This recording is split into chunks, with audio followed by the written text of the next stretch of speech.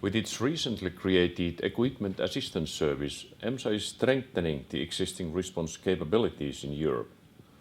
Dedicated stockpiles of oil pollution response equipment are available for European coastal states to use on vessels of opportunity.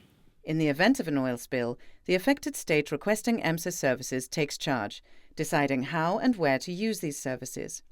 This will depend on the particularities of the spill, the prevailing meteo-oceanic conditions, as well as the national policies and contingency plans in place. Emsa currently maintains EAS stockpiles in Aberdeen in the UK and in Gdansk in Poland. These contain specialised oil spill response equipment sets, available around the clock for quick mobilisation and transport to anywhere in Europe. Here we are in the first stockpile that we have set up. We have looked at what the member states did have in their stockpiles, and we have tried to complement their capacity with very high capacities piece of equipment. This specialised equipment can be requested by EU member states, EFTA and EEA countries, and neighbouring EU countries. Once the service has been activated, the equipment comes under the operational control of the requesting party. In addition to equipment, technical support personnel, qualified and trained in the maintenance and deployment of the equipment, are available for the equipment handover and familiarisation process. This service is particularly valuable to coastal states without such capabilities, as well as to those wishing to strengthen their existing resources.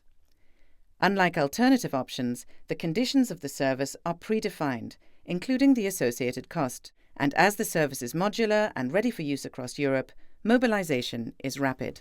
The Equipment Assistance Service fits very well to our strategy. This will be an important supplement when we face a Tier 2 or Tier 3 situation where the national response isn't enough. National competent authorities have been informed of the various procedures and conditions involved in mobilising the service. With this system, we have extra resources that are very flexible, and I find this useful because all the other equipment we have is some way tied to the ships we have. But the Equipment Assistance Service is a new tool used on a vessel of opportunity.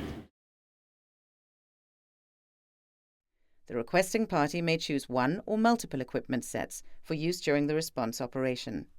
The equipment sets are also available for use during at-sea operational exercises, which are very important for testing and maintaining the national preparedness to pollution incidents. The use of this equipment in both national exercises and regional exercises will be very important and will be incorporated as part of Ireland's response in the event of a major oil spill. The type of specialised oil spill response equipment available includes combined containment and recovery systems, oil trawl nets and fire booms. Information sheets for each type of equipment set describing the technical specifications, storage, transportation and operational requirements for use by vessels of opportunity are published on Emsa's website. To maintain the operational readiness of the equipment, Emsa has established a programme of equipment condition tests and exercises that guarantee their regular deployment and testing. Shortly after setting up the service, experts from EU member states were invited to visit the Equipment Assistance Service stockpiles as part of dedicated familiarisation training sessions provided by Emsa. Participants from across Europe were introduced to the new service, what it offers and how it can be mobilised. The Equipment Assistance Service Operational User Guide provides step-by-step guidance to the national competent authorities on how to request the service. Emsa will continue to provide training of the new service to relevant personnel, including hands-on practical training for equipment operators. Further information is available on Emsa's website.